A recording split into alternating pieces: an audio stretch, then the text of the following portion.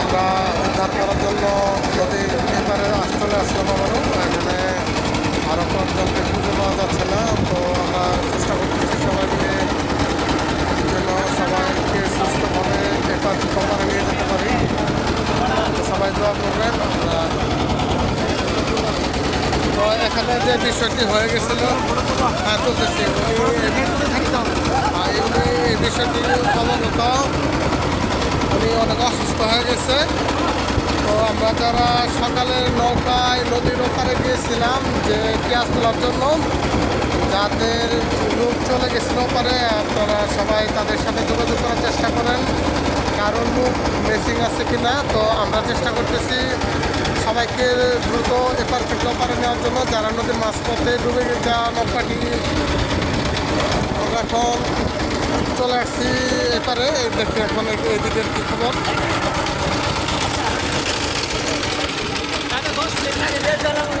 এখানে অনেকে অসুস্থ হয়ে গেছিলেন, অনেকের অনুরূপ অবস্থায় উদ্ধার করা হয়েছে। আমরা তাদের ছবি দেখাতে ইচ্ছুক। আর যারা সুস্থ আছে তাদেরকে আমরা দ্রুত আগের নৌকায় ওপারে নিয়ে গেছি। এখনও এই নৌকা দিয়ে আরও অনেকে চলে যাচ্ছে ওপারে। তো আমরা বিস্তারিত উপরে কথা বলবো।